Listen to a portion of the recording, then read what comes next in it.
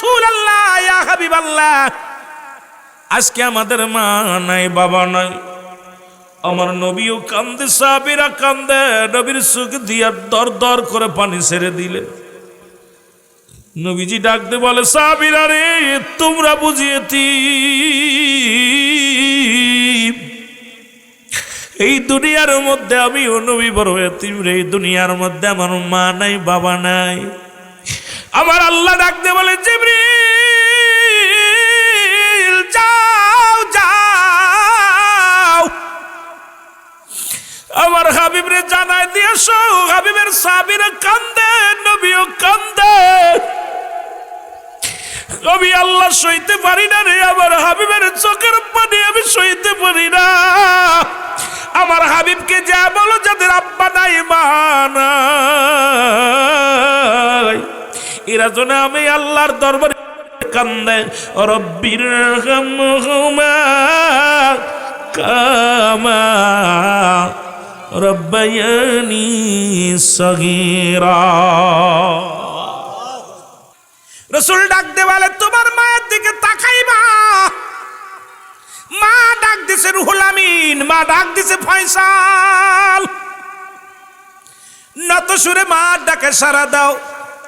মা বাবা ডাক দিছে, ফরজ নামাজে দাঁড়ায় কিছু ছেড়ে দাও। সুন্নাত নফল নামাজ মুসলমান যদি দাঁড়াও ছেড়ে দাও, একমাত্র ফরজ ব্যতীত যদি সুন্নাত নফল নামাজও যদি দাঁড়াও। মা ডাক দিছে, ডাকের সারা দাও, আগে নামাজ ছেড়ে দাও। আর আজকে মা বাবা ডাকতে ডাকতে কষ্ট করে কতবার, হাজারবার ডাকটা দেয়া পারো। মোবাইল নিয়ে ব্যস্ত, বিবি নিয়ে ব্যস্ত, ছেলে নিয়ে ব্যস্ত, ডাকের উত্তর নেওয়ার সময় পায় না। জোরে বলেন ঠিক কিনা? রাসূল বলে, ও যুবক, মায়ের মুখের দিকে তাকাইবি, মায়ের নজরে একটা কবুল হজের সব। বাবার মুখের দিকে তাকাইবি, একটা কবুল হজের সব। সুবহানাল্লাহ বলেন না? আরো জোরে। সাহাবীরা বলে, হুজুর এই কাজটা যদি একাধিকবার করে, বলে যতবার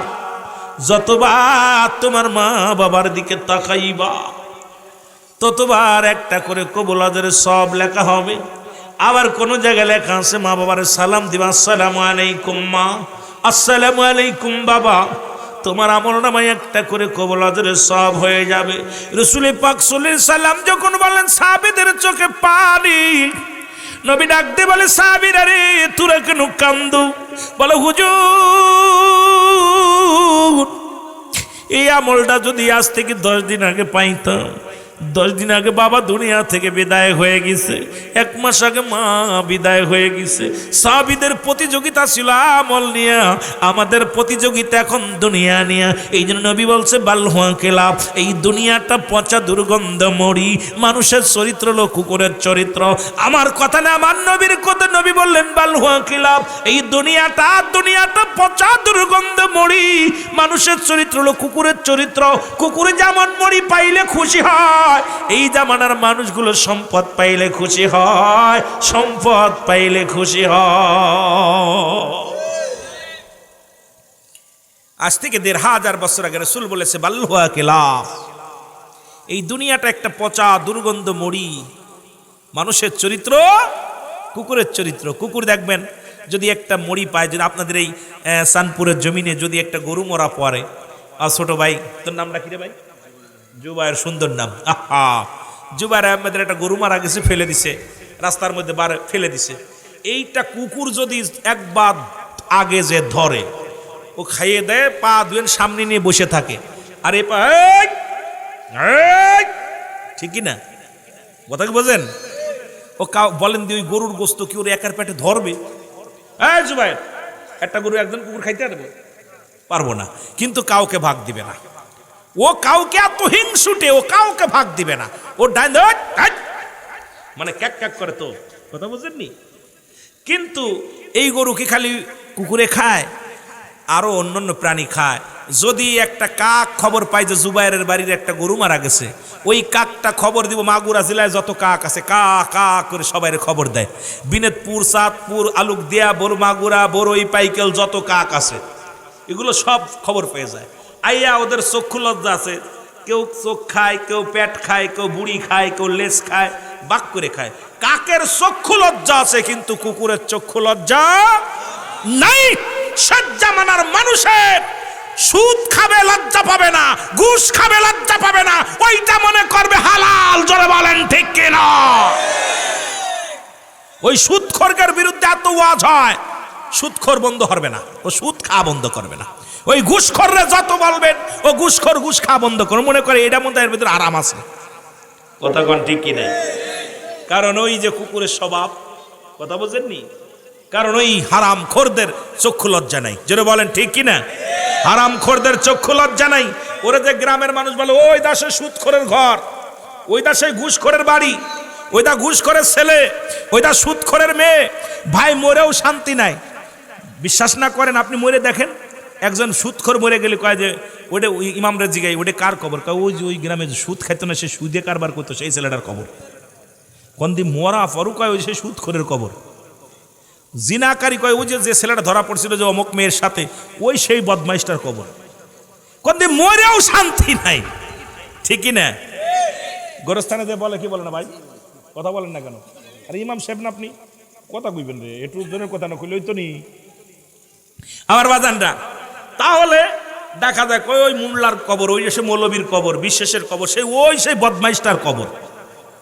তার মানে আপনার চরিত্র যদি একবার নষ্ট হয়ে যায়, এটা মরেও শান্তি নাই। ছেলে মেয়ে কইব ওই সে বদমাইশি ছেলে, একটু ভুল হইলেই কয় ওর তো কেমনে ভালো হইব, ওর বাপ চাচারা তো ওই। কথা বুঝেন? টানছে কোথায় দেখছেন?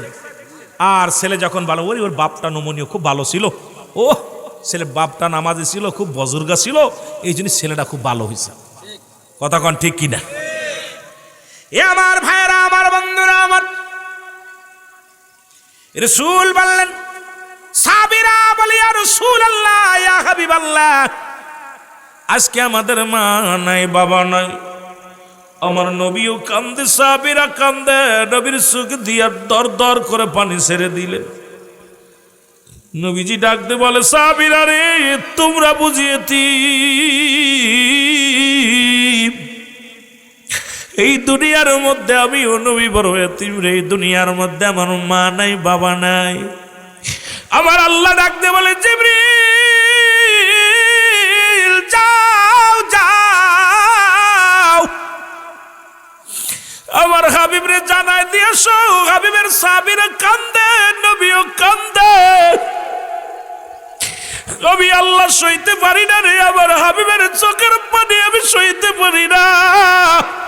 আমার হাবিবকে যা বলো, যাদের আব্বা নাই, মা নাই, এরা জন্য আমি আল্লাহর দরবারে কান্দে, রব্বির রহমহুমা কামা রব্বায়ানি সগীরা। রাসূলকে দোয়া শিখাই কে? আরো জোরে বলেন কে? আল্লাহ ডাকতে বলে, হাবিব আপনার চোখেও পানি, যারা মা, আপনিও মা হারাইছেন, বাবা হারাইছেন, সাহাবীরাও হারাইছে, সবাই কাঁদতেছে, ওদেরকে বলেন। এই জন্য পিতামাতা ইন্তেকালের পরে 6-7টা হক। কয়টা হক? জোরে বলেন কয়টা? এরে আসতে না জোরে কইবেন। বাপ মা মরে গেলে কয়টা হক? 7টা হক। এই 7টা আদায় করতে হবে। কয়জন আদায় করছেন জানি না, আমি বলবো আস্তে আস্তে ধীরে ধীরে, যেহেতু আলোচনা আমরা এখনো, যেহেতু আমি এখনো ভূমিকার মধ্যেই ফিরে আসি, আর আমি গুনাহগার তো অধিকাংশই সালাম দিয়ে ওয়াজ শুরু করি, এটা আমার অভ্যাস। জনগণের এত কষ্ট করে আই না, অনেক বক্তা দেখি আয়া ভূমিকা দিয়া, দুরূদ শরীফ দিয়া, মিলাদ দিয়া, বইয়া বইয়া আধা ঘন্টারে পাস করে। আমি আধা ঘন্টা 1 ঘন্টার ওয়াজ করে দেবো, লস করাইতে রাজি না। আমার বাজানেরা, এই যে আপনার আমার কয়টা হক? যাদের আব্বা মারা গেছে, মা মারা গেছে, একটু হাত তোলেন দি, কার কার আব্বা মা নাই? কার কার আব্বা মা নাই? আহা, অনেকেরই নেই, হাত নামান। এ যুবক, যাদের আব্বা মা দুনিয়া থেকে চলে গেছেন, 7টা হক। নাম্বার 1, 1 নাম্বার হলো তাদের জন্য মাগফিরাত কামনা করতে হবে। 1 নাম্বার কি? জোরে বলেন, 1 নাম্বার কি? তাদের জন্য মাগফিরাত কামনা করতে হবে। 2 নাম্বার, তাদের জন্য দোয়া করতে হবে, সব রেশানি করতে হবে। কি করতে হবে? সব রেশানি করতে হবে। 3 নাম্বার, পৃথিবীর মধ্যে বাবা মায়ের শরীয়ত মোতাবেক ওসিয়াত পূরণ করা লাগবে। অনেক আব্বা মা ওসিয়াত করে যায় কিন্তু সন্তানেরা পুরা করে না রে, কপাল পোড়ারা। শুনে নাও, এই যে 7টা হক যদি আদায় না করে কবরে যাও, পিতা পুত্রের সঙ্গে সই বন্ধুতাই থাকবে না, শত্রু হয়ে যাবে। যদি পিতার সঙ্গে মায়ের সঙ্গে যদি সম্পর্ক ভালো করতে হয়, এই হকগুলো আদায় করতে হবে। আজকে আমরা কয়জন মানুষ করে রে বাবা? এর মধ্যে অনেকের ভুল আছে, ভালো করে লিখে নেন। এটাকে আমি বিশ্লেষণ করে আলোচনা করলে 4 থেকে 5 ঘন্টা আলোচনা হবে, শেষ হবে না। এক একটা বিষয়ের উপরে রিসার্চ করে আলোচনা করতে গেলে সময় লাগবে। আমি আপনাদের সংক্ষিপ্ত বুঝাই দিই। 3 নাম্বার হলো তাদের ওসিয়াতগুলো পুরা শরীয়ত মোতাবেক ওসিয়াত পূরণ করা লাগবে। 4 নাম্বার হলো পিতামাতা ইন্তেকালের পরে তাদের দিনাদায়িক থাকলে পরিশোধ করতে হবে। বাবা মা যদি দিনাদায়িক থেকে যায়, এগুলো আমাদের পরিশোধ করতে হবে। এটা আপনার জন্য মুসলমান, শুনে নাও, হক আদায় না করিয়া তুমি যদি কবরে চলে যাও, বাবা তোমার উপরে খুশি থাকবে না, মা তোমার উপরে খুশি থাকবে না। এই যে আমার বাজানেরা শোনো, অনেকই বাবা মা মরে গেলে ওই দিনাদায়ক দূরের কথা, ওই যে ব্রাহ্মণবাড়িয়া দেখলাম, ও যুবক বাবা সরকারি কর্মকর্তা যখন মারা গেছে, একদিন এক রাত বাবার লাশটা পড়ে আছে উঠোনের পরে। 2 ছেলের 1 ছেলেও নেয় নাই, ছোট ছেলেও ঘরে নেয় নাই, বড় ছেলেও ঘরে নেয় নাই। এবার মুসলমান একটা দিন একটা রাত পড়ে আছে রে লাশখানা। এবার লোকজন, গ্রামের লোকজন আইয়া, ও যুবক অ্যাম্বুলেন্স ভাড়া দিব কে দেয় নাই। এবার 2 ছেলে বলে উনার মেয়েকে এই পেনশনের টাকা দিয়া দিছে, আমাদের দেয় নাই, এই জন্য আজকে উনার মেয়ে দাফন করুক, আমার জায়গায় দাফন দিব না, আমার জায়গায় মুসলমান কবর দিতে দেব না। ও যুবক, এই একদিন নয় 2 দিন নয়, গ্রামবাসীরা মিলাইতে পারে না। ছোট ছেলে লাশটা গ্রহণ করে নাই, বড় ছেলেও লাশটা গ্রহণ করে নাই। অনেক বাবাও আছে এক পাশে এক মুসলমান একতরফা বিচার করে যায়। আল্লাহর আদালতে জবাব দিতে হবে, দুনিয়ার আদালতেও জবাব দিতে হবে। ও যুবক, এই দুনিয়ার মধ্যে এমন কিছু করবেন না যে আপনি মরার পরও লাশটার সঙ্গে যেন দুর্ব্যবহার কেউ না করে। জোরে জোরে চিল্লায় বলা যাবে না, ঠিক কি না? এ মুসলমান, 4 নাম্বার হলো পিতা মাতার, বাবা মায়ের যত দিনাদায়িক আছে পরিশোধ করা। 5 নাম্বার হলো মুসলমান পিতামাতার আত্মীয় স্বজন যারা আছে তাদের সঙ্গে যোগাযোগ ঠিক রাখা। ভাইয়ের আত্মীয়, বাবার আত্মীয়, বাবার ভাই, বাবার আপনজন, বাবা যাদের সাথে চলতো তাদের সাথে সুন্দর ব্যবহার করা, তাদের সাথে যোগাযোগ ঠিক রাখা। অনেকে দেখা যায় বাবা মা মরে গেলে বাবা মার আত্মীয় স্বজনরে চিনি না, দেখা যায় তাদের সাথে সম্পর্ক থাকে না, এদের পরিচয় দিতে হয়, পরিচয় দিতেও চায় না। আর গরিব বলি তো ভাই তাদের নামই মুখে আনে না, জোরে কোন ঠিক কিনা? ও যুবক, দিলের কান্ডা লাগা শুনে নাও, এর 2 মুসলমান। 5 নাম্বার হলো আপনার আব্বা মায়ের আত্মীয় স্বজন যারা আছে তাদের সঙ্গে সুন্দর ব্যবহার করা, তাদের সঙ্গে যোগাযোগ ঠিক রাখা। মুসলমান 6 নাম্বার হলো তোমার আব্বা মার আত্মীয় স্বজন যারা আছে তাদেরকে সাহায্য সহযোগিতা করা।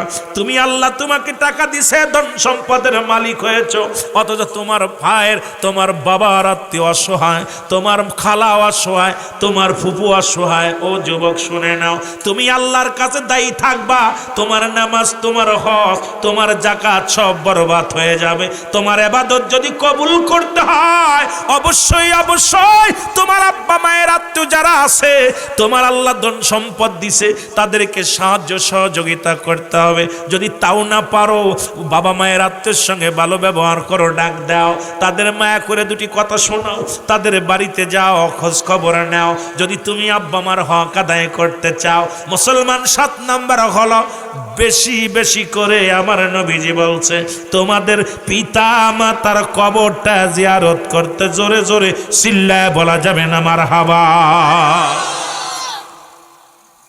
এই যে 7টা হক আপনাদের গ্রামের মানুষ কয়জন পালন করে জানি না, তবে আমার দেখা মতে আমার বাংলাদেশে বর্তমান অধিকাংশই, আমার নানা নানি মারা গেছে, এখন বাবা মামারা যারা আছে, মামারা যদি চলে যায়, কত ধর মামা বাড়ি যাবো, কি কে আছে? এই যে আমাদের ভিতরে একটা কালচার এসে গেছে। আমার চাচারা অসহায়, দেখা যায় আমি কোটি টাকার মালিক, চাচা অসহায়, ভ্যান চালাচ্ছে, রিক্সা চালাচ্ছে, দিন মজুরি খাইতে পাই না। অথচ আমার বাবার সুখে বাবার মতোই চাচা, কিন্তু সেই চাচার প্রতি আমি অনবিচার করছি, একবারও খবর নেই নাই তাদের ইনসাফ। ইনসাফ আমার, এই যে আমার একটা ইনসাফ আছে, ইনসাফ দিয়ে আমি কখনো বিচার করি নাই। আপনি কেমনে আপনার পিতামাতার হক আদায় করলেন? সারা জীবন কপাল ছুললেন, কপাল ছুইলা ছুইলা সিজদা দিতে দিতে আর তসবি টিপতে টিপতে একদম হাতে কড়া ফুরে ফেলেছেন। এত সহজ না, এত সহজ না আল্লাহকে পাওয়া। কথা বুঝেননি? তামা সমাজের মানুষ কত যে ভুল করতেছে। আপনারাই যে আমি যে 7টা হকের কথা বললাম, যাদের মারা গেছে 7টা আদায় করছেন কি করেন নাই, আপনার বিবেক বলে দিবে। এখন রুহুল আমিন সিদ্দিকী জানিয়ে দিয়ে গেল, আমাদেরও জানার দরকার। জোরে বলেন ঠিক কি না? মহব্বতের সঙ্গে জিকির করেন লা ইলাহা,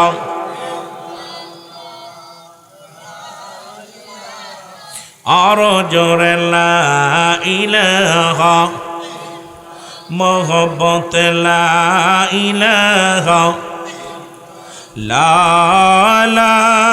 ইলাহা মুহাম্মদ বৈজন মগর মনের বেদনা, বউজাইলে কেউ বোঝে না, আইরা শোনাইলে কেউ শোনে না, বল শোনাইলে কেউ ওগো শোনেন সে মদিনা আলা, আর জোরে লা ইলাহা, লা ইলাহা মুহাম্মাদুর। এ দুনিয়ার মুসলমান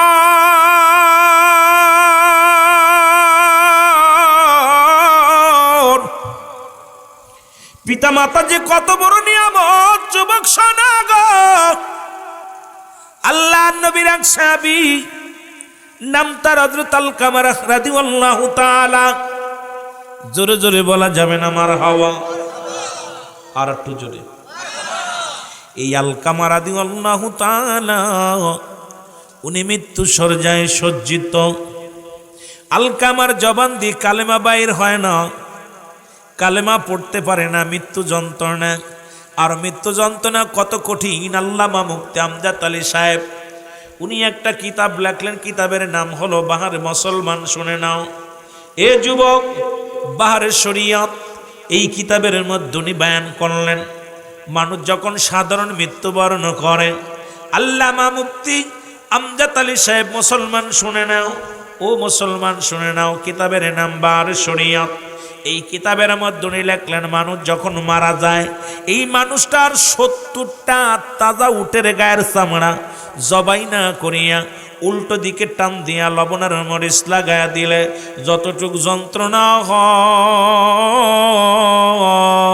হয়, এর চাইতে 70 গুণ যন্ত্রণা হলো একটা সাধারণ মৃত্যু। এখন আমরা যারা মরণকালে পায়খানা করে দিই, আমরা যারা মরণকালে প্রস্রাব করে দিই, আমরা যারা মরণকালে মুসলমান চোখ দুটি বড় বড় হয়ে যায়, কত মানুষের জানাজা পড়লাম রে, কত মানুষের দাফন দিলাম, কাফন পরাইলাম, কত মানুষের গোসল করাইলাম। দেখেছি রে মৃত্যুকালে, দেখেছি পায়খানা প্রস্রাব করে দিছে, মরণের সময় চোখ দুটি বড় বড় হয়ে গেছে, পায়খানা প্রস্রাব পর্যন্ত করে দিছে, জিব্বা বাইরে গেছে, জিব্বাটা ভিতরে দেওয়া যায় না। পৃথিবীর মধ্যে 3টা বিপদ। আজকে গোরস্থানবাসীর স্মরণে মাহফিল, কবরবাসীর স্মরণে মাহফিল। যুবকেরা শুনে না, মানুষের 3টা বিপদ। নাম্বার 1 হলো মানুষের মরণ।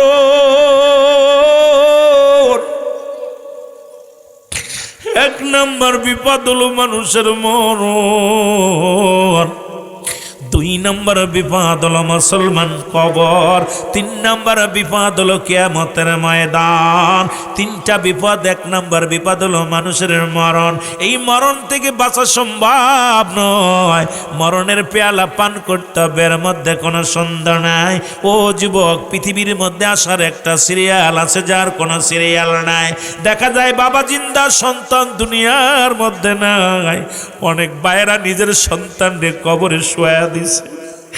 ওরে মুসলমান, বাবার কাঁধে সন্তানের লাশ,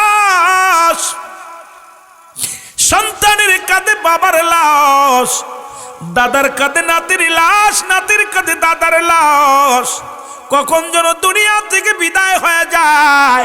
বলতেছিলাম 3টা বিপদ। নাম্বার 1 হলো মানুষের মরণ, নাম্বার 2 হলো কবর, নাম্বার 3 হলো কিয়ামতের ময়দান। সুতরাং একটার চাইতে একটা বিপদ, একটার চাইতে একটা বিপদ। এই মরণ থেকে বাঁচার কোনো উপায় আসেনি রে মুসলমান, শুনে নাও। আরে ডক্টর মুসলমান, কথা বলতে গেলে অনেক কথা এসে যায় রে। লোকমান হাকিম 25 জন নবীর কথা কুরআনুল কারীমের মধ্যে আছে। আর একজন নবী, যিনি নবীও নাই, সেই দরজার মধ্যে এমন একজন সাধক, যার নাম হলো মুসলমান লোকমান হাকিম। আল্লাহ উনাকে দুনিয়ার মধ্যে এত ক্ষমতা দিলেন, উনি দুনিয়ার মধ্যে নগরে নগরে ঘোরাঘুরি করলেন, পাহাড়ে জঙ্গলে ঘোরাঘুরি করে। লোকমান হাকিম কয়, আল্লাহ, দুনিয়ার মধ্যে যখন আমি রাগবন দিয়ে ডাকতাম, এই গাছ ডাকিয়া বলতো, লোকমান হাকিম আমাকে নিয়ে যাও, জ্বরের জ্বর সেরে যাবে। মোর গাছ ডেকে বলতো, লোকমান হাকিম এইটা আমারে নিয়ে যাও, এইটা আমাকে উপকার হবে। লোকমান হাকিম তুমি এইটা নিয়ে যাও, দাঁতে জ্বালা সারবে। তুমি আমাকে নিয়ে যাও, পেট ব্যথা সারবে। আমাকে নিয়ে যাও, মাথা জ্বালা সারবে। আমাকে নিয়ে যাও, ক্যান্সার ভালো হবে। আমাকে নিয়ে যাও মুসলমান, ডায়াবেটিস ভালো হবে। আমাকে নিয়ে যাও, কলেরা রোগ সারবে। লোকমান হাকিমের সঙ্গে গাছে ডাকিয়া ডাকিয়া কথা বলতো গো। লোকমান হাকিম বলে, আমি পাহাড় নগর ঘোরাঘুরি শুরু করলাম, কোন দিন যেন কোন গাছ ডেকে বলবে, লোকমান হাকিম আমাকে তুমি নিয়ে যাও, চির অমর হয়ে যাবা। এই বড় আশা করিয়া পৃথিবীর মধ্যে জঙ্গল, পৃথিবীর মধ্যে দুনিয়ার মুসলমান পাহাড়, নদী, নালা সব কিছু আমি ঘোরা শুরু করলাম। একদিনও কোনো গাছ ডেকে বলে নাই, লোকমান রে, ও লোকমান আমাকে লয়া যাও, তোমার মরণ হবে না। তার মানে আমি লোকমান বুঝতে পেরেছি, মরণ থেকে পালাবার কোনো পথ না। চিন্তা করছেন? লোকমান হাকিম বলে, আমি পৃথিবী ঘুরেছি অনেক জায়গা, জীবনে স্বপ্ন ছিল যে কোন গাছ যেন আমাকে ডেকে বলে, লোকমান আমি সেই গাছ, আমাকে খাও, তোমার মরণ হবে না। আদম থেকে শুরু করে কত পয়গম্বর, কত নবী, কত সাহাবী, কত ওলি আল্লাহ আসলো, সবাই চির ঘুমে ঘুমায় গেছে। এ মুসলমান শুনে নাও, সুতরাং পৃথিবীর মধ্যে কুরআনুল কারীমের ছোট্ট একটা আয়াত পৃথিবীর কোন আলেম, কোন দার্শনিক, কোন কবি অস্বীকার করতে পারবে না। ইহুদিরা নয়, খ্রিস্টানেরা নয়, বৌদ্ধরা নয়। কি আয়াতটা কি? কুল্লু নাফসিন যায়কাতুল মাউত। বাঁচার মতো পথ আসেনি রে, এই কথা বলেন আছে? পৃথিবীর মধ্যে বাঁচার মতো কোনো পথ নাই। ও যুবক, সুতরাং মরণ থেকে পালানোর মতো কোনো পথ নাই। এই মরণ থেকে পালানোর মতো কোনো পথ নাই। কথাগুলো মনে রাখবেন। কথাগুলো কোথায় যায়, কোথায় রাখলাম রে যুবক? এরে আমার বাজানেরা, দিলের কান্ডা লাগা শুনে নাও। আল্লাহ নবী সাহাবী হযরত আলকামা রাদিয়াল্লাহু তাআলা, উনি মরণ মৃত্যু শয্যায় সজ্জিত। সাহাবীরা এসে বলে, ইয়া রাসূলুল্লাহ, ইয়া হাবিবাল্লাহ, নবী গো, ও মায়ার নবী,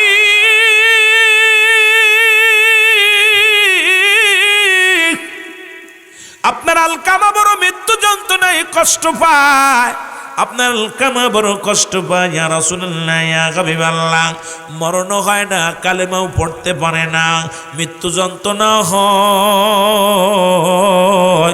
ইয়া রাসূলুল্লাহ, ইয়া হাবিবাল্লাহ। আল্লাহর নবী বলে, সাহাবীরা রে, তোমরা যাও, তাড়াতাড়ি যাও, আমার আলকামার চারিপাশে দাঁড়ায়া দাঁড়ায়া দোয়া করার পর আশহাদু আল্লা ইলাহা ইল্লাল্লাহু ওয়াহদাহু লা শারীকা লাহু ওয়া আশহাদু আন্না মুহাম্মাদান আবদুহু ওয়া রাসূলুহু লা ইলাহা ইল্লাল্লাহু মুহাম্মাদুর রাসূলুল্লাহ সাল্লাল্লাহু আলাইহি ওয়াসাল্লাম। আল্লাহর নবী কও, আমার সাহাবীরা রে যাও, কোন ব্যক্তি যখন মৃত্যু শয্যায় সজ্জিত হয়, খবরদার খবরদার, ওই মৃত্যু শয্যার যাত্রীর পাশে দুনিয়াবি কোনো কথা বলবা না, ওখানে বেশি বেশি দুরূদ পড়বা, বেশি বেশি কোরআন তেলাওয়াত করবা, কারণ মালাকুল মউত যখন আসবে, এই সময় আজরাইল আলাইহিস সালাম যখন আসবে, ও যুবক, তখন মাস্টার ইবলিস তাকে ধোঁকা দিব, কারণ মরণের সময় যদি ঈমান হারা হয়ে মৃত্যুবরণ করে, ওর জন্য জাহান্নাম, ওর জন্য জাহান্নাম। আমার আল্লাহ রাব্বুল আলামিন ওই বান্দার জন্য জাহান্নাম নির্ধারিত করে রাখছে, কারণ আজরাইল যখন এসে ধরবে, তখন ও শেষ নিঃশ্বাস পর্যন্ত আপনার ইবলিস ওয়াসওয়াসা করবে, কারণ আপনার ঈমান হরণ করে মৃত্যুর জন্য চেষ্টা করবে। আমার যুবক ভাইরা, আমার বন্ধুরা আমার, শুনে নাও, হযরত আলকামা রাদিয়াল্লাহু তাআলা, ওনার পাশে নবীজি পাঠা দিলেন, যাও, তাড়াতাড়ি যাও, যাইয়া হযরত আলকামার চারিদিকে বৈশা বৈশা দাঁড়াইয়া দাঁড়াইয়া দোয়া করো, কালেমা পড়ো, তওবা করো, কুরআন তেলাওয়াত করো, যেন মৃত্যু যন্ত্রণা লাঘব হয়ে যায়। সারাদিন ভরে সাহাবীর আলকামার চারিপাশে দাঁড়াইয়া দাঁড়াইয়া কুরআন তেলাওয়াত করে, দোয়া দুরূদ পড়ে, কালেমা পড়ে, কিন্তু আলকামার মৃত্যু যন্ত্রণা কমেও না, মরণও হয় না, মরণও হয় না, যন্ত্রণাও দূর হয় না। নবীর সাহাবীরা দৌড়ে আসলেন, বলে, ইয়া রাসূলুল্লাহ, ইয়া হাবিবাল্লাহ, আপনার আলকামার তো মৃত্যু হয় না, কালেমাও পড়তে পারে না, নবী গো, আপনার আলকামা মৃত্যু শয্যায় সজ্জিত, ইয়া রাসূলুল্লাহ, ইয়া হাবিবাল্লাহ। আল্লাহর নবী ডাকতে বলে, আল্লাহ,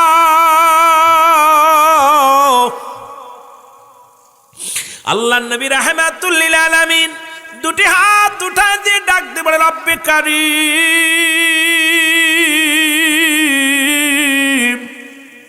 তুমি আমার আলকামারে মাফ করে দাও, জবানের মধ্যে কালেমা জারি করে দাও, আমার আলকামা যেন কালেমা পড়তে পড়তে মৃত্যুবরণ করতে পারে না আমার আল্লাহ। সঙ্গে সঙ্গে আল্লাহ কয়, জিবরিল, তাড়াতাড়ি যাও, আমার হাবিবকে যে বলো সে যেন হাতটা নামায় নেয়, কারণ আজকাল কামার দোয়া আমি আল্লাহ, আজকে আমার নবীর দোয়া কবুল করতাম না। এই দুনিয়ার মধ্যে যার জন্য আমার হাবিব উকলাতি করে, যার জন্য দোয়া করে, সেই ব্যক্তির মা দুনিয়ার মধ্যে এখনো জিন্দা। জোরে জোরে চিল্লায় বলা যাবেন আল্লাহু আকবার, আর একটু জোরে জোরে চিল্লায় বলা যাবেন আল্লাহু আকবার। এ যুবক, নবীজি হাতটা নামায় ফেললেন, জিবরিল আমিন কয়, হুজুর হাতটা নামায় আলান। নবীজি হাতটা নামায় ফেললেন, আমার নবীজি এক দড়ি চলে গেলেন আলকামার বাড়ি, সালাম দা, আসসালামু আলাইকুম ইয়া আহলাল বাইত, ভিতর থেকে আওয়াজ, আলাইকুম আসসালাম। নবী ডাক, দেখো মা, আমি আপনার কাছে জানতে চাই গো, আমার আলকামা কি দুনিয়ায় কোনো অপরাধ করেছে? আমার আলকামা কি আপনারে কোনো কষ্ট দিয়েছে? যদি দিয়ে থাকে তারে মাফ করে দেন। আমার নবীজি যখন বললেন, ভিতর থেকে আওয়াজ আসে, বাদান শোনো, এ মুহাম্মদ সাল্লাল্লাহু আলাইহি ওয়াসাল্লাম, আল্লাহর নবী গো, আমার আলকামা জীবনে এক রাকাত নামাজ ছাড়ে নাই, আমার আলকামা জীবনে কোনোদিন সুদের সঙ্গে জড়িত নয়, ঘুষের সঙ্গে জড়িত নয়, আমার আলকামা জীবনে একটা মিথ্যা কথা বলে নাই, আমার আলকামা জীবনেও কাউকে কষ্ট দেই নাই, এই দুনিয়ার মধ্যে আমার আলকামার সঙ্গে তুলনা হয় না। আমার নবী কয়, মা, তাহলে আমার আলকামার তো মৃত্যু কেন কষ্ট হয় রে? ওরে যখন দেখবেন মরণ পথের যাত্রী কত কষ্ট হয়, রব্বুল আলামিন তুমি আমাদের মরণটা সহজ করে দিও। তোমার হাও আল্লাহু আকবার। এই আমি চলে যাব, তোমরা আমায় ভুইলা যাইও না। আমি চলে যাব, আরো বলেন আমি চলে যাব, তোমরা আমায় ভুইলা যাইও না। আমার মরণ আসিবে কখন কেউ তো জানি না। আমার একটু মহব্বতে জোরে জোরে চিল্লায় বলেন, আমার মরণ আসিবে কখন কেউ তো জানি না। আমার টাকা পয়সা দালান কোটা যাহা করেছি সব কিছু ফেলাইয়া আজি একাই চলেছি রে। আমি সব কিছু ফেলাইয়া আজি একাই চলেছি। আমি যাবার কালেও ভেবে দেখি আমার কেহ নাই। আমি যাবার কালে, জোরে জোরে, আমি যাবার কালে ভেবে দেখি আমার কেহ নাই। আমার মরণ আসিবে কখন কেউ তো জানি না। আমার মরণ, আমার মরণ আসিবে কখন। এই পৃথিবী চিরদিনই থাকার জায়গা নয়, অন্ধকার কবর যে তোমার আসল ঠিকানা। রে মানুষ, অন্ধকার কবর যে তোমার। এই আমি চলে যাব, আমায় তোমরা ভুইলা যাইও না। আমি চলে যাব না, ডানে বামে মাটি আমার মাটির বিছানা। ডানে বামে মাটি, একটু মহব্বতে ছিলে বলেন, ডানে বামে মাটি আমার মাটির বিছানা। ডানে বামে এ দুনিয়ার মুসলমান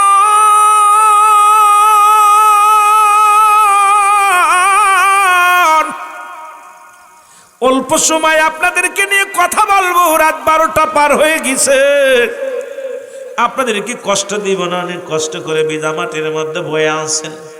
আমার নিজেরও নাক বন্ধ হয়ে যায়, ঠান্ডা লাগে, যেহেতু বৃষ্টির পানি সহ্য করতে পারি না। এরই অসুস্থ হয়ে যাব। যুবকেরা শুনে নাও, শুধু আপনাদের মহব্বতে ভালোবাসায় বসে আছি, এই পানির মধ্যে ঠান্ডার মধ্যে বয়ে আসি রে যুবক, শুনে নাও। এবার আলকামা রাদিয়াল্লাহু তাআলার মা ডাক দে বলে, বাবা রে, আমার সন্তান তো কোনোদিন একটা অন্যায় করে নাই, এক ওয়াক্ত নামাজ ছাড়ে নাই, জীবনে হজ ছাড়ে নাই। আমার সন্তানের মতো কোনো কেমন সন্তান দুনিয়ার মধ্যে নাই। আমার নবী কয়, মা তাহলে আপনার আমার আলকামার কেন এত যন্ত্রণা হয়, কেন মৃত্যু হয় না, কেন আমার আলকামার এত কষ্ট হয়? আল্লাহ নবী ডাকতে বলে, মা গো, তুমি আমার আলকামারে মাফ করে দাও গো মা।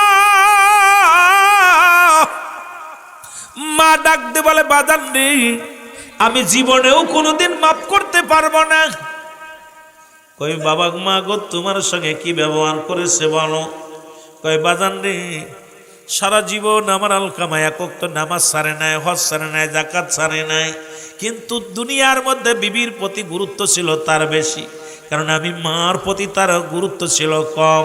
আমি মার কোনো কথা তাই মূল্যায়ন করতো না, শুধু বোর কথা শুনতো, বোর কথায় গুরুত্ব দিত বেশি। কারণ বউ, যুবকেরা শুনে নাও, আমি মাঝে মাঝেই বলি, পৃথিবীর মধ্যে বউ যদি মরে যায় বউ পাওয়া যাবে, সুন্দরী বউ মারা গেলে কালো বউ পাওয়া যাবে, কালো বউ মারা গেলে ও মুসলমান বাড়ি বউ পাওয়া যাবে। পৃথিবীর মধ্যে জনম দুঃখিনী মা যদি একবার চলে যায়, বাবা যদি হারায়া ফেলো, এই পৃথিবীর মধ্যে এত বড় নিয়ামত আর পাবি না, এত বড় নিয়ামত আর কপালে জুটবো না। সুতরাং বিবিরে খুশি করতে যা মারে কষ্ট দিস না, বিবিরে সুখী করতে যাইয়া বাবারে কষ্ট দিস না, মারে কষ্ট দিস না। ওই বাবা মার দোয়া করা লাগে না, বাবা মার বার দোয়া করা লাগে না। ওরে সন্তানের দিকে যখন তাকায় ডাকতে বলে রব্বে কারীম, এই সন্তান আমি গর্ভে রাখছিলাম, এই সন্তান আমি জন্ম দিছি রে, আমার আল্লাহ পাকের দরবারে কবুল হয়ে যায়, তোর কপাল পুড়ে যাবে, দুনিয়াও হারাবি আখিরাতও হারাইবি। ও যুবক, এই দুনিয়াও হারাইবি আখিরাতও হারাইবি। আল্লাহ নবী ডাকতে বলে মা, মা তুমি কি বললা? কয় বাবা রে, আমার সন্তান শুধু বোর কথা শুনতো, আমার কথা শুনতো না, মূল্যায়ন করতো না, এই জন্য আমার মনে বড় কষ্ট। আমার সন্তানের অপরাধ ছিল এইটুক, শুধু অপরাধ, সে আমার কথা মূল্যায়ন করতো না। আমার দেশের অনেক যুবক আছেন, এই চাঁদপুরের যুবকেরা বউরে খুশি করতে যাইয়া মাগুরা বাসা নিয়ে থাকো, বাড়িতে মা কষ্ট পায়, বাবা কষ্ট পায়, আর তুমি বাসায় বিবিরে খুশি করতে যাইয়া, বিবিরে খুশি করতে যায়। আমার দেশের অনেক বক্তারাও বিবিরে লইয়া বড় বড় এসি বাসা নিয়ে রইছে, আর বাবা মা কষ্ট করে। তোর মতো মৌলবী, তোর মতো মুন্সি সমাজের কীট, কারণ তোদের কারণে আজকে সমাজ নষ্ট, জাতি নষ্ট। বাবা মারে কষ্ট দিয়া যদি চাকরির সুবাদে যদি মা বাবা খুশি হইয়া যদি আপনাকে পাঠায়, সেটা হলো ভিন্ন ব্যাপার। কিন্তু মুসলমান, আজকে মার কথা, বিবির কথা হই না মাকে ধমক দাও, বিবির কথা শুই না বাবারে ধমক দাও। তোমার নিজের কপাল নিজে পুরাইলা, জীবনেও কপালটা পুরাইলা। এমন দুঃখিনী মা যদি পিতা মাতার থেকে গুনাহ যদি মাপ নিয়া না মরো, তোর কপালে জাহান্নাম ছাড়া কোনো গতি নাই। তোদের কপালে আমার আল্লাহ রেখে রাখছে একটা নয়, দুটি নয়। আল্লাহ বলেন বিসমিল্লাহির রাহমানির রাহিম, উইদ্দাত লিল কাফিরিন। আল্লাহ কয় কাফের মুশরিক বেঈমানদের জন্য আমি আল্লাহ প্রস্তুতি করে রাখছি 7টা জাহান্নাম। কিরা কিরা যাবেন একটু জাহান্নামে হাতটা তুলে দেখা। মারা বা মাগুরার মানুষ জুবাইর 1 নাম্বার শিক্ষিত, একটাও ভুল করে নাই। এইবার বুঝতে পারছি আমরা শিক্ষিত হয়ে গেছি, তাই না? এই কথা কইস না কেন বেটা, আমার সাথে থেকে তোর বক্তা বানাই দিব। কত বক্তা, এখন কত বক্তা, 5 নিয়ে কত বক্তা বানাইলাম। তোরা মাগুরার ছেলে, আমি রুল আমিন সিদ্দিকে হাত ধরে উঠানোর মতো কেউ ছিল না। হাত ধরে উঠানোর মতো আমি হাজার হাজার আলেম বানিয়েছি, আমার হাজার হাজার আলেমরে বক্তা আল্লাহ আমার হাত দিয়ে বক্তারে ড্যাস উঠেছি, কিন্তু আমি মাগুরার সন্তান পাই না। আমি অনেক সময় বলি, আরে যখন বেটা একটু আয়, সময় দে, সময় দে, কিন্তু খালি বাড়ি বইবি, লেখাপড়া কয়ে খালি ইমামতি নিবি, ইমামতি। আরে ইমামতি নিয়ে ওই যে সীমাবদ্ধ মন বড়, এত ছোট হয়ে যায় সন্নিত, ও আর কোনো কিছু করতে পারে না ওর মধ্যে। কথা বুঝেননি? ইমাম মানে নেতা, এখন ওরা মনে করে ইমাম মানে আমরা চাকর। কথা বলেন ঠিক কি না? এই জন্যে ছেড়ে দিয়ে আয়, পথে আয়। আমার বাবা মা, আমার আব্বা বসে আছে। আহারে, আমার বাবার স্বপ্ন ছিল, মায়ের স্বপ্ন ছিল। আমি বলতাম আব্বা এই কালেমা, আগে কালেমা পড়লিতে মনে করতাম ভিক্ষা করা মৌলবীরা। কথা বলছেন, ফকিরা ভিক্ষা করে না, লা ইলাহা ইল্লাল্লাহ, মা ভিক্ষা দাও। আমার আব্বা বলতো বাজান আমি তোর ইনকাম খাতি চাই না। আমার মায় বলতো বাবা তোর ইনকাম খাতি চাই না। আমি একবার পালায়ও চলে আসি এই বাড়ি, আমার মামা বাড়ি, এ সরোয়ার, আর একটা কি যেন মাওলা সরোয়ারের বাড়ি, 2 মামা বাড়ি আইছি। তা উন্ডা তো মামারা তো অনেক, একবার আইলাম, পড়ালেখা করতাম না, মাদ্রাসায় পড়তাম না, এই ভিক্ষা করা মৌলবি পড়তাম রে। আব্বা মার স্বপ্ন ছিল বাজান আমরা তোরে দরকারি তোরে কিছু করে দিব আমরা, কিন্তু লেখাপড়া তোরা জানাজা পড়বি। আমার মায়ের স্বপ্ন, বাবার স্বপ্ন যে তোরা আমার জানাজা পড়বি তুই। আজকে শুধু জানাজা পড়ি না, মহান মালিক দয়া করে এমনও করছে আজকে শত শত আলেম বানাইতেছি, খালি আল্লাহ পাক করাইতেছে, আমি করতেছি। কারণ বাবা মায়ের স্বপ্ন পূরণ এখনো করতে পারেনি। বাবা মা, দাদা দাদি, নানির জানাজা পড়েছে, দাদা দাদি জানাজা পড়েছি ছোট্টবেলা। এইরকম স্বপ্ন পূরণ করেছে আল্লাহ। কিন্তু এই জন্য তোদেরকেও বলি তোরা আয়। আমি সিদ্দিকি মাদ্রাসা করলাম, মা আমিনা সিদ্দিকিয়া মডেল মাদ্রাসা। আমি যে যখন বাড়ি থাকি, আমার এলাকার ছেলেরা, চাঁদপুরের ছেলেরা, তোরা লেখাপড়া যারা করিস, আয় কাছে আয়, তোদেরকে একটু উঠায়। আমি রুল আমিন কদিন বাঁচবো, আরো 2 সেটটা তৈরি করে থুয়ে যাই। মাঠে ময়দান ওয়াজ করবি, বড় বড় মাথা উঁচু করে, নত সুরে নয়, মাথা উঁচু করে ইসলামের বিজয় গান গাবি। কিন্তু তোরা বাড়ি বইয়া থাকলে তোদের পাবো কই? আমি তার খুঁজতেও পারি না। আমার বাবা মাঝে মাঝে কষ্ট হয় যে তোরা আয়, মাগুরা থেকে শত শত রুহুল আমিন বেরোক। যেমন আমাদের বাংলাদেশের ১ নাম্বার প্লেয়ার ছিল সাকিবুল হাসান, ঠিক কি না? এই কথা কর না কেন? আজকে আমরা মাগুরার মানুষ বুঝি নাই বলে তারা মামলা দিছে। এরে জানেন বিশ্বে, আমি তো বাংলাদেশ অন্য প্রান্তে যাই, মাগুরার চেনে এক নামে সাকিবের এলাকা। আমারও স্বপ্ন ছিল রুহুল আমিন সিদ্দিকী। এখন বাংলাদেশে, এশিয়া মহাদেশে মহান আল্লাহ পাকের দয়া করে ৪-৫ জন বক্তার ভিতরে আল্লাহ পাক আমাকে জাতীয় পুরস্কার প্রাপ্ত, আমি জাতীয় পুরস্কার পর্যন্ত পেয়েছি। আল্লাহ এই সুযোগটা দান করেছে। সুতরাং এগুলো আনতে গেলে আমাদের সময় লাগছে। আমিও চাই ঘরে ঘরে রুহুল আমিন হোক, ঘরে ঘরে ওই প্লেয়ার নয়, আলেম হোক। নিজের বাবার নিজের সন্তান জানাজা পড়ুক, নিজের মায়ের জানাজা করুক, নিজের ভাইয়ের জানাজা পড়ুক, সেই আলেমগুলো তৈরি করতে হবে। জোরে বলেন ঠিক কিনা? কিন্তু দুঃখ, হাতি দেওয়ার মতো আমি পাই না সাথে। এই যে আসা পর আমার মাহফিলে বলি, যখনই মাগুরা মাহফিল হয় একটাই দাবি করি, তোরা আয়, তোরা আয় আমার কাছে, আমরা বসে একসাথে মিশে আমরা চলি। কারণ মাগুরার বুকে শত শত রুহুল আমিন হোক। হাজার একটা বাতি থেকে বাতি নিলে বাতির কমে না, হাজার হাজার বাতি জ্বলবে এক বাতি থেকে। বাতি কি লস হয়? কথা বলেন, বাতির কমতি আছে? যারা বলেন কমতি আছে? একটা বাতি থেকে লক্ষ লক্ষ বাতি জ্বলবে, কমবে বাতির কমবে? আমারও এই স্বপ্ন ছিল, কিন্তু পাইলাম না। মাগুরার মানুষ অলস, এদের ভিতরে হিংসা। রুহুল আমিন সিদ্দিকী হলে দৌড় ওঠ আট্টসি, এদের অভ্যাস আর বেড়া আট্টসি আল্লাহ কোরআনের বাইরে, হাদিসের বাইরে চললে সুরে মারবো। পিত্ত কোনো মাকসুদ নাই, মাকসুদ স্বয়ং আল্লাহ। আমি তো গুনাহগার, একাধিকবার চরমনার জমিনে গেছি, সারসিনার জমিনে গেছি, আল্লাহ আমার একাধিকবার আমাকে নিয়েছে। আমি চরমনার জমিনে গজল পন্থ গাইছি, আমি চরমনার পীর সাহেবের সাথে ওয়াজ করছি। ওই যে মরহুম আপনাদের মাগুরার যে এটা ছিল, আপনার কে ছিল যিনি আমাদের আমজাদ আলী পীর সাহেব, ওনার বাড়ির মাহফিল কিন্তু আমি গুনাহগার করছি, আমি গুনাহগার করেছি। তারা তো হিংসা করে না, আমাদের দুই পাতা পড়িয়া দুই খালি আরে বাবার হিংসায় মন ভরা। এত হিংসা, হিংসা মানুষের শেষ করে দেয়। এই জন্য 3 শ্রেণী মানুষের দোয়া কয়। 1 নাম্বার ওই হিংসুটে মানুষের কোন নামাজ, রোজা, হজ, যাকাত এগুলো কিচ্ছু কবুল হবে না। জোরে বল আল্লাহু আকবার। একটু মহব্বতের সঙ্গে দুরূদ শরীফ পড়ুন। আল্লাহুম্মা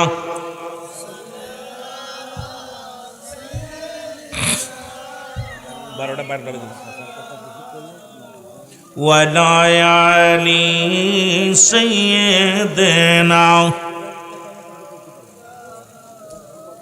ওরে কেমন করে ঘুমাও মানুষ, কেমন করে ঘুমাও মানুষ, ফজর করে কাজা। এমন তো হতে পারে জোহরে জানাজা তোমার, এমন তো হতে পারে জোহরে জানাজা। আস্তে আস্তে ভাই। এ যুবক, মা বললেন, বাবা ও মুসলমান, আমি আমার সন্তানের ক্ষমা করতে পারি না, মনে বড় কষ্ট দিছে, এইটা আমি কোনোদিন মাফ করতে পারবো না। রাসূল বললেন, সাহাবীরা রে আয়, খড়ি নিয়ে আয়, আগুন নিয়ে আয়। খড়ি আনা হলো, আগুন আনা হলো, চিতা সাজানো হলো। চিতা সাজায় যখন আগুন দিয়ে খড়ির মধ্যে ধরাইয়া দিল, ডাকতে বলে নবীর সাহাবীদের, নবী ডাকতে বলে, ও সাহাবীরা, ওই খড়ির মধ্যে আগুন ধরাইয়া ওই আলকামারে আগুনের মধ্যে দিয়া পুড়াইয়া দাও, কারণ ও মরার পরই জাহান্নামে চলে যাবে। মায়ের অভিশপ্ত সন্তান, ওই মা জননী কষ্ট পেয়েছে, সুতরাং ইন্তেকালের পরেই জাহান্নামে যাবে। ওরে দুনিয়া থেকে পুরায়া দাও, দেরি করো না। যখন আলকামার দেহখানা আগুনের দিকে নিয়ে যায়, জনম দুঃখিনী মা তাকায়া দেখে রে, কলিজার টুকরা সন্তানের আগুনের দিকে নিয়ে যায়। একটা চিৎকার মেরে বলে, আল্লাহর নবী,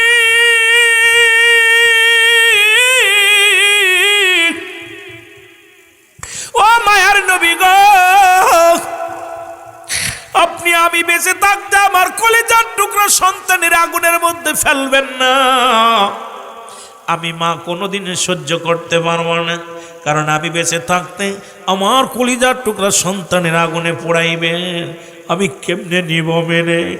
আমি আমার সন্তানের জীবনের সব ভুল আমি মা জননী ক্ষমা করে দিলাম। জোরে জোরে চিল্লায়া বলেন না মারহাবা। এর 1000টা অন্যায় করেছেন, বাড়ি যায় ডাক দিবেন।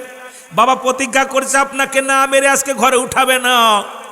একবার বাবার সামনে যে বল, আব্বু আমার ভুল হয়ে গেছে, মা গো আমার ভুল হয়ে গেছে। মা বলে ডাক দিতে দেরি, আব্বু বলে ডাক দিতে দেরি, বাবা মায়ের ক্ষমা করতে দেরি নয় রে।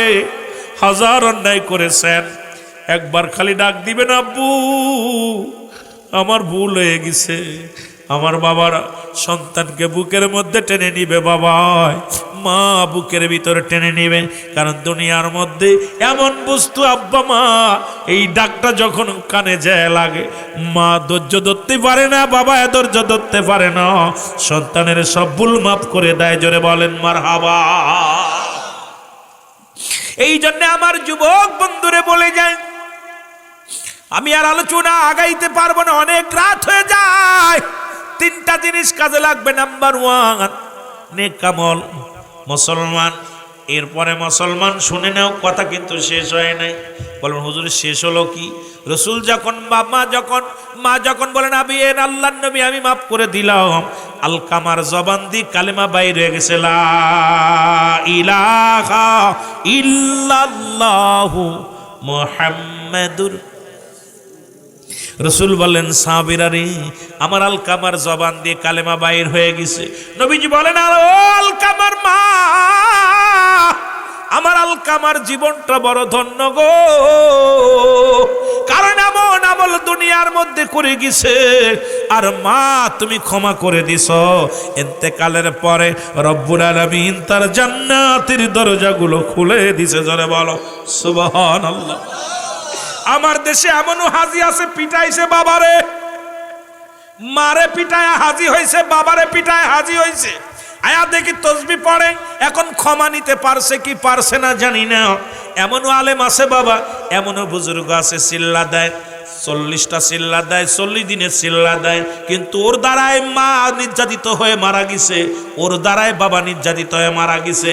এখন ওই আব্বা মা যদি ক্ষমা না করে, কোনো লাভ নাই তোর নামাজ পড়ে, কোনো লাভ নাই তোর হজ করে, কোনো লাভ নাই তোর জাকাত দিয়ে, কোনো লাভ নাই তোর দুনিয়ায় আবাদত বন্দেগি করে।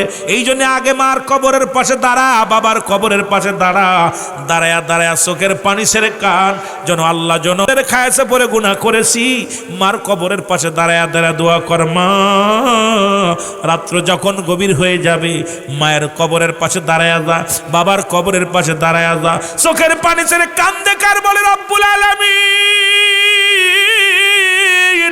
ওই শয়তানের আশায় পড়ে মাকে কষ্ট দিছিলাম, বাবারে কষ্ট দিছিলাম, আজকে আব্বা মা দুনিয়া থেকে বিদায় হয়ে গেছে।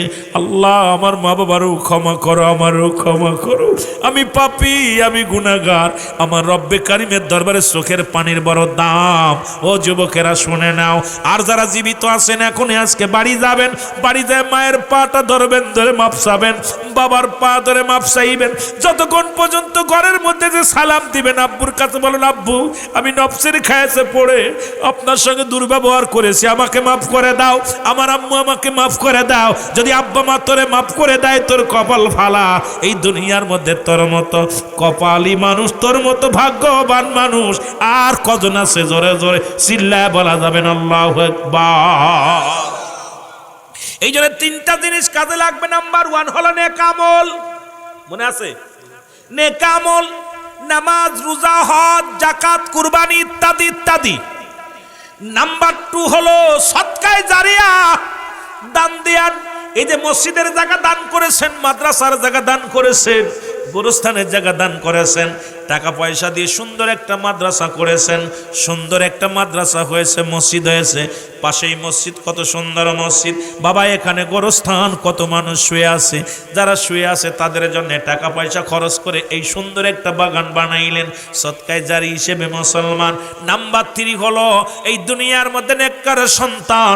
আজকে আমাদের আব্বা মা যারা আমাদেরকে রেখে গেল, এই দুনিয়ার মধ্যে আমরা যেন দুনিয়ার অন্যায় কাজ ছেড়ে দিয়া দিনের পথে চলি, ঈমান নিয়ে চলতে পারি। আল্লাহ যেন সেই তৌফিক দান করে, জোরে বলেন আমিন। সুতরাং এই জায়গা যে মাদ্রাসা আছে, দাবি করবো আপনাদের কাছে, একটা গাছ লাগান, একটা সন্তানকে আলেম বানান। যে ছেলে মেয়েটা কোরআন শিক্ষা করে আপনার জানাজা পড়বে, আপনার জন্য দোয়া করবে, আপনার প্রতিবেশীর জন্য দোয়া করবে। এই জন্য বাজানরা মাদ্রাসায় দিয়ে লেখাপড়া করাইলে বিফলে যায় না। যদি বলেন কেন, হাজার হাজার মাদ্রাসার ছেলে সেনাবাহিনীর চাকরি করে, হাজার হাজার মাদ্রাসার ছেলে নৌবাহিনীর চাকরি করে, হাজার হাজার মাদ্রাসার ছেলে মুসলমান বিমান বাহিনী চাকরি করে, হাজার হাজার মাদ্রাসার ছেলে পুলিশ বাহিনীতে চাকরি করে, হাজার হাজার ছেলে মেয়েরা মাদ্রাসার স্কুল কলেজে চাকরি করে। আমার যুবকেরা পার্শ্ববর্তী মুসলমান মসজিদে ইমামতি করে, কিন্তু স্কুল কলেজে পড়িয়া দেখান একটা ছেলে মসজিদে ইমামতি করতে পারে। বাবারা আমার, এইবার মসজিদে ইমাম হয়েছে, স্কুল কলেজে ল পাস করে ইমাম হয়েছে।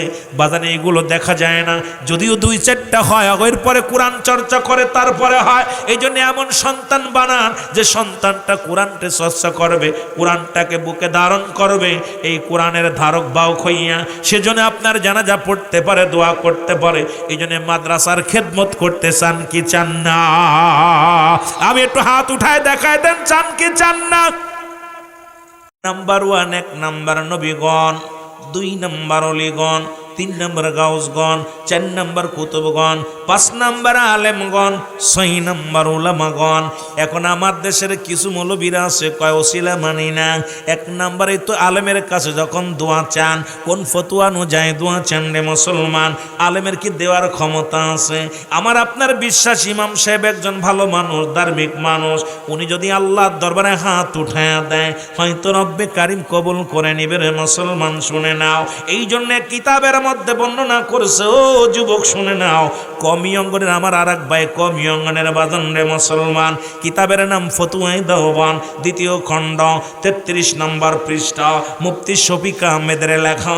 এটা আমার আপনার কিতাব না, কমি অঙ্গনের কিতাব। কমি জামাতে পড়ানো হয়, আলিয়া মাদ্রাসায় নয়। এই কিতাবের মধ্যে বয়ান করলেন 5 ওয়াক্ত নামাজ আদায় করে, জিয়ারত করে, সর্বআলাতে রব্বে কারিমের দরবারে 2টি হাত উঠায় দোয়া করা উত্তম মুস্তাহাব। এখন শরিয়াতের কিবলা হলো কাবা, দুজানের কিবলা হলো রাহমাতাল লিল আলামিন, মুনাজাতের কিবলা আরশে আজিম। এখন এটা আমরা স্বীকার করি। যুবক বাবারা শুনে নাও, ও আমার বাজানরা, আমি আস্তে আস্তে দলিলে যাব, ধীরে ধীরে যান মুসলমান বাবারা আমার। এইবার আল্লাহর ওলি শিবলি রাহমাতুল্লাহ 2টি হাত উঠায় যখন রব্বে কারিমের দরবারে ডাক দিছে, ও যুবক, সঙ্গে সঙ্গে আমার আল্লাহ রব্বুল আলামিন কবুল করেছে। শির মুসলমান শিবলি রাহমাতুল্লাহ ডাক দেখ, আমার আল্লাহ জীবনে আমার জন্য কিছু চাই না, এমন একটা বাবার পাগল আমার নজরে কোনোদিন পড়ে নাই। আল্লাহ, ও আমার আল্লাহ, আমি শিবলি তোমার কাছে কিচ্ছু চাই না, একটা মাত্র দাবি, এই বাবা পাগল সন্তানের কি দিয়া বুঝ দিব? এই বাবা পাগল সন্তানটারে আমি কি দিয়া সান্ত্বনা দিব?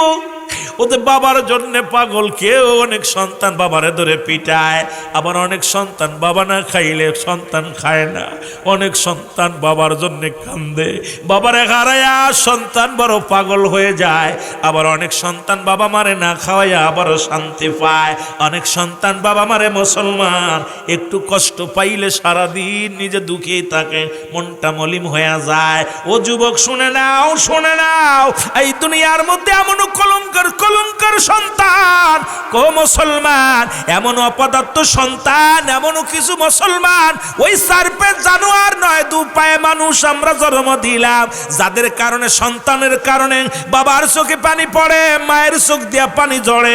এই জমিনের মধ্যে এমন সন্তানের হজ কবুল হবে না, যাকাত কবুল হবে না, নামাজ কবুল হবে না, দুনিয়ার সমস্ত জিন্দেগি বরবাদ হয়ে যাবে। ও যুবক, 3 শ্রেণী মানুষের দোয়া কবুল হয় না। 1 নাম্বার হলো পিতা মাতার নাফরমানি সন্তান, 2 নাম্বার হলো এতিমের মাল ভক্ষণকারী, 3 নাম্বার হলো হিংসুটে মানুষের দোয়া আল্লাহ কবুল করে না। সুতরাং আমার দেশে এখন দেখি অধিকাংশ সন্তানের কারণে বাবার চোখে পানি, মার চোখে পানি, জোরে জোরে চিল্লায় বলা যাবে না, ঠিক কিনা? এরে আল্লাহর ওলি শিবলি রাহমাতুল্লাহ যখন রব্বে কারিমের দরবার হাত উঠায় ডাক দিছে রে, সঙ্গে সঙ্গে আমার আল্লাহ কবুল করেছে। এবার বালকের বাবার সঙ্গে মদিনাওয়ালার সাক্ষাৎ হয়ে গেছে রে মুসলমান। বালক মাথাটা টান দিয়ে উঠায় বলে, হুজুর আমার জীবনে আর কোনো চা নাই, আমার জীবনে আর কোনো আশা নাই। এই মাত্র আমি কে যেন ডাক দে বলে, বালক আর কান্দিস না, আমি তোর বাবা, আমার সঙ্গে আমার কবরের সঙ্গে মদিনাওয়ালার যোগাযোগ হয়ে গেছে। জোরে বলেন মারহাবা। আর একটু জোরে জোরে চিল্লায় বলেন না মারহাবা। এই জন্য এমন সন্তান দুনিয়ার মধ্যে জন্ম দিছে, এর নেককার সন্তান তিনটা জিনিস কাজে লাগুল আম একরাম বলে। নাম্বার 1 হলো নেক আমল, নাম্বার 2 হলো সদকাই জারিয়া, দান দিয়ান করলেন, মসজিদ করলেন, মাদ্রাসা করলেন, দুনিয়ার মধ্যে ভালো দিন এলেম শিক্ষা করলেন, এটা অন্যরে চর্চা করাইলেন। নাম্বার 3 হলো নেককার সন্তান। এমন সন্তান রেখে গেলাম রে যুবক, এমন সন্তান রেখে গেলাম, এই সন্তানের জন্য জাহান্নামের আগুনে জ্বলবো। অধিকাংশ আলেম বানাইলেন, বড় বড় মুফতি বানাইলেন, কিন্তু বাবার জন্য দোয়া করার সুযোগ তাদের হয় না, বাবার জন্য চোখের পানি ছেড়ে কান্দার সময় হয় না। ও যুবক দলের কান্দা লাগা শোনো, এমন সন্তান ডেকে কি হবে রে যুবক? কারণ এই দুনিয়ার বাহাদুরি, এই দুনিয়ার সম্পদ, এই সব কিছু তো পড়ে থাকবে, কেউ নিতে পারবো না। আল্লাহ কয় কুল্লু মান আলাইহা ফান, আল্লাহ কয় বান্দার এই জমিনটা আমি রাখবো না।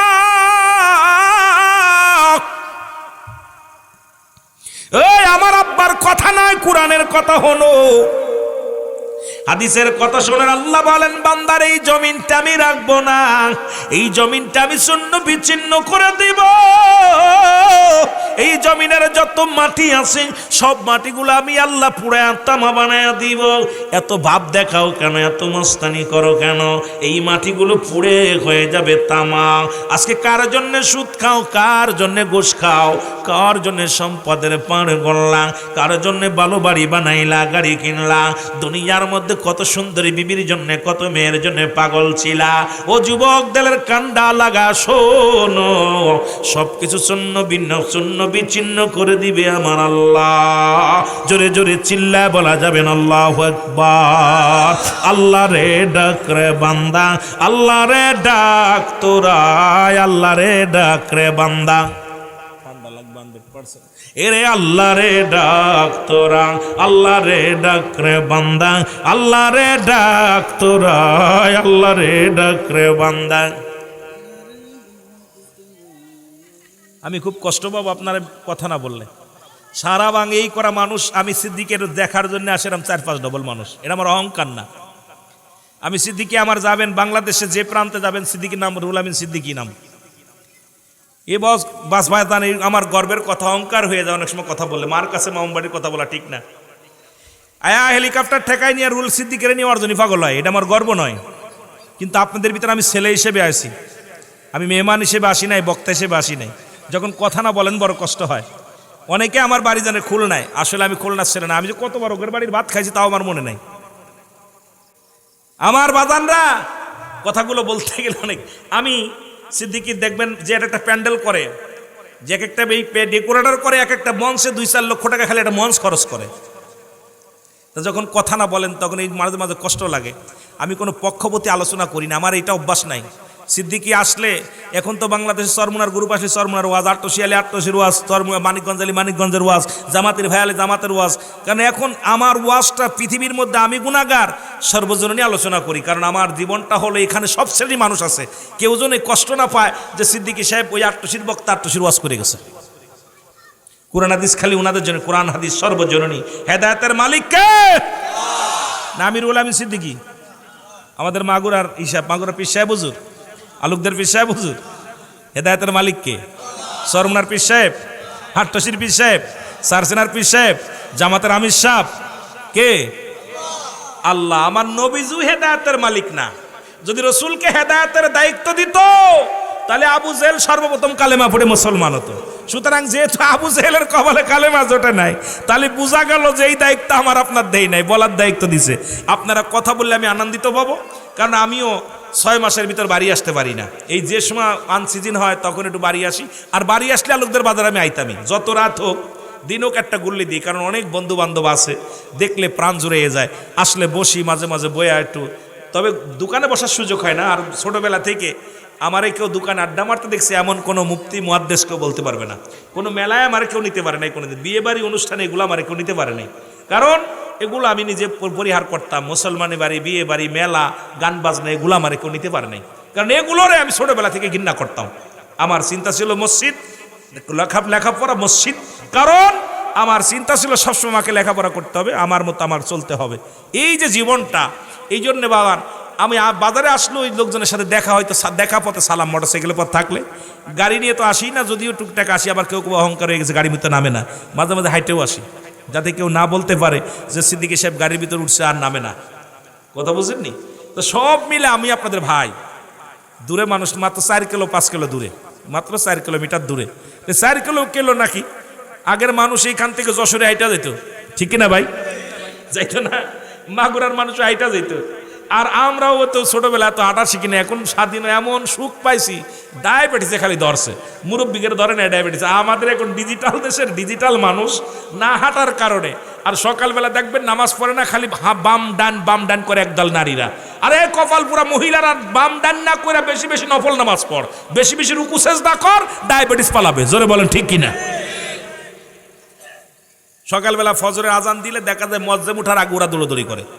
আমি ওই বেটা উঠে নফল নামাজ পড়, বেশি বেশি সিজদা কর, রব্বে কারিম রে সেজদা কর, রুকুর ভিতর দাঁড়া ডাটে দাঁড়া, রুকু দে, সেজদা দে, তো সব রোগ দূরে চলে যাবে। জোরে বলেন ঠিক কিনা? একটু আওয়াজ দিবেন, আওয়াজ না দিলে কষ্ট। একটা হলো জুমলায় খবরিয়া, বক্তা, একটা হলো জুমলায় খবরিয়া, একটা জুমলায় হিংসা। বক্তা মনের ভাব প্রকাশ করলে শ্রোতাজিরা সহজে বুঝতে পারে, এটাকে বলা হয় জুমলায় খবরিয়া। জুমলা হিংসা, বক্তা মনের ভাব প্রকাশ করলে শ্রোতা যেটা বুঝে না, ইয়েস নো ভেরি গুড। কথা বুঝেননি? এটা গল্প করি মাঝে মাঝে। একজন ধরেন আপনাদের চাঁদপুরে খুন হয়েছে, আরে কয় তোমার নাম কি? আমার নাম ফয়সাল। কয় খুন হয়েছে নি? কয় ইয়েস।